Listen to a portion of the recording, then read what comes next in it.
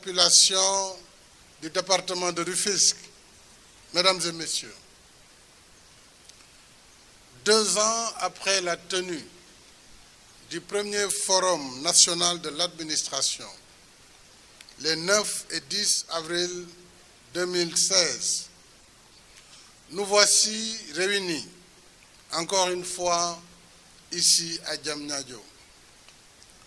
Je voudrais saisir cette occasion pour de nouveau réitérer mon engagement pour la modernisation de notre administration. C'est dire tout le bonheur et toute la fierté que je partage avec vous en procédant à l'inauguration de la sphère ministérielle du 1er arrondissement de Diamniadio. À travers la réalisation de cette œuvre architecturale de standard international, la ville nouvelle Diamniadio s'érige assurément, outre sa vocation économique, universitaire, technologique et numérique, en centre administratif de premier plan, avec l'installation progressive d'une vingtaine de ministères intégrant toutes les administrations. Voilà pourquoi la cérémonie de ce jour est historique. Elle est historique car elle marque, depuis la construction du building administratif en 1958, une rupture fondamentale dans la politique de relocalisation des ministères et le pilotage des projets immobiliers de l'État, avec le recours expérimental du partenariat public-privé. Elle est historique parce qu'elle replace notre administration à la pointe de la modernité et du progrès. Elle est historique car elle consacre une nouvelle ère de rationalisation et de mutualisation des ressources publiques. Je peux dire aujourd'hui que notre action et notre bilan se conjuguent au présent, au vu et au touché, comme ici à Diamniadio. Diamniadio, ce nouveau départ, un nouveau départ vers l'émergence. Depuis 2012, j'ai engagé la refondation de la politique immobilière de l'État en vue d'optimiser le développement, l'exploitation et l'occupation du patrimoine public dans toutes les régions du Sénégal afin d'améliorer les conditions de travail des agents et l'accueil des usagers du service public. Je demeure convaincu que la transformation et la modernisation de notre administration doivent s'adosser à une parfaite maîtrise des exigences des citoyens et des besoins des agents publics. Ces derniers doivent, plus que par le passé, évoluer dans un environnement de travail moderne, propice, d'une part, à la valorisation des compétences individuelles et collectives, et d'autre part, au développement optimal des performances du secteur public. Comme je le dis très souvent, nous devons à tous les niveaux de responsabilité agir avec les moyens et les méthodes de notre temps. Notre temps, du reste complexe, rime avec vitesse et incertitude. Notre temps exige de l'anticipation, de la célérité, de l'efficacité dans la prise de décision et dans l'exécution coordonnée et efficiente des actions. Il est donc impératif d'accélérer la simplification du fonctionnement de l'administration et la généralisation de l'administration numérique. Mesdames et messieurs, Monsieur le représentant d'Envol Immobilier, Monsieur le président directeur général de Coris Bank, Monsieur le directeur général de Vitec, entreprise principale, ainsi que les entreprises contractantes, l'édifice rayonnant que nous inaugurons aujourd'hui est le fruit d'une conjugaison loyale des efforts entre le pouvoir politique et l'administration. Il magnifie de ce fait la splendeur et la robustesse du pacte républicain entre l'administration, ses dirigeants et ses agents.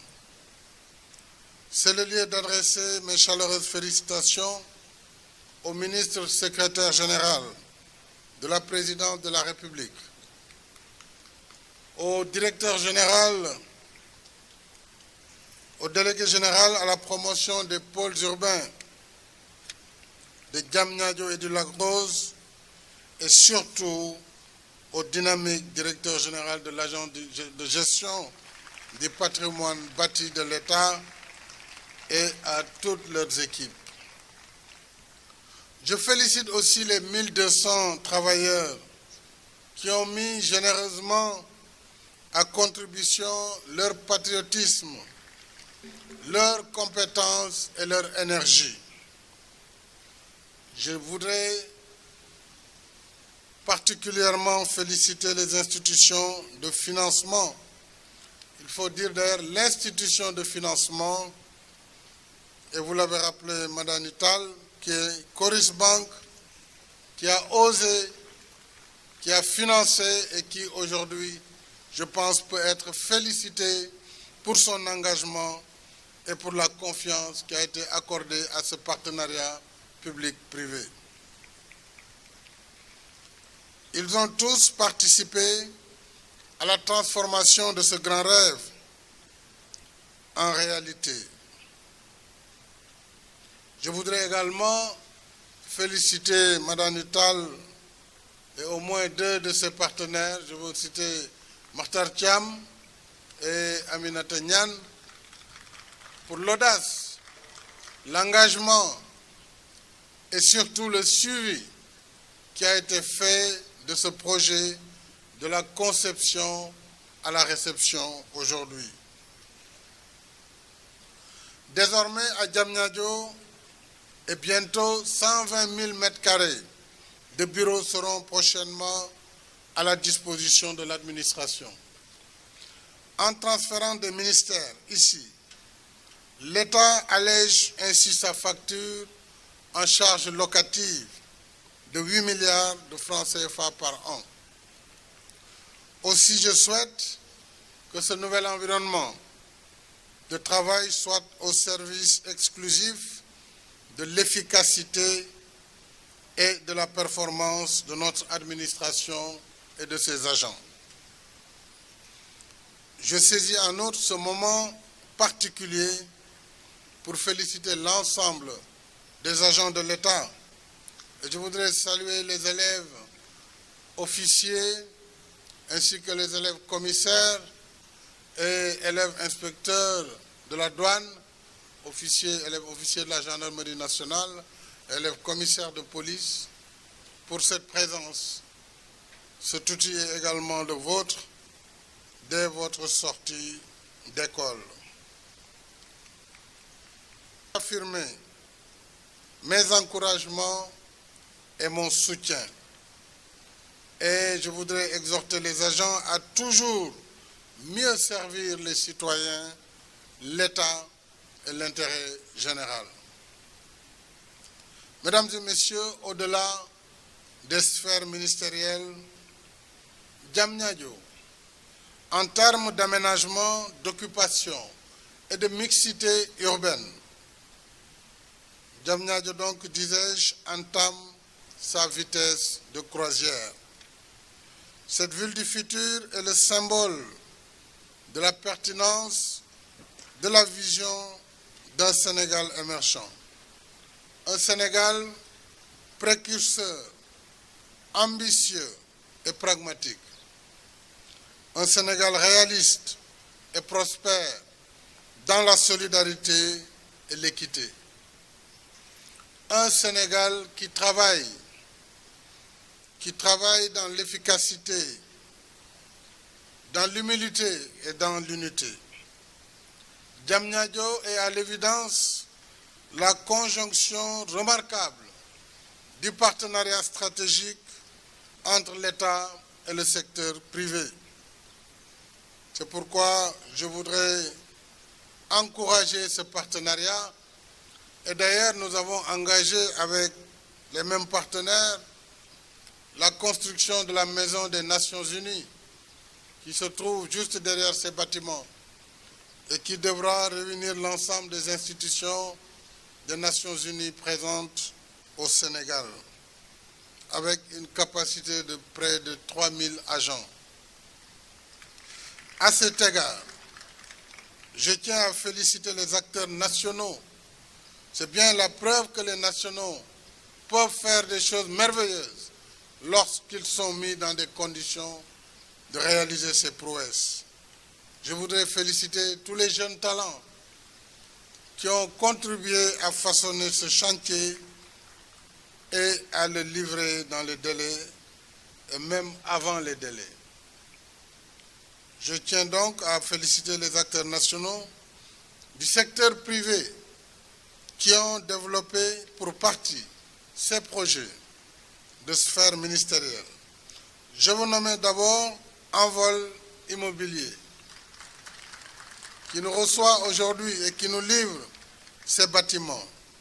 Telium Properties, qui dans 3 mois devra nous livrer ces bâtiments, ainsi que Jetran, qui à son tour, d'ici le mois de septembre-octobre, devra nous donner également ces bâtiments.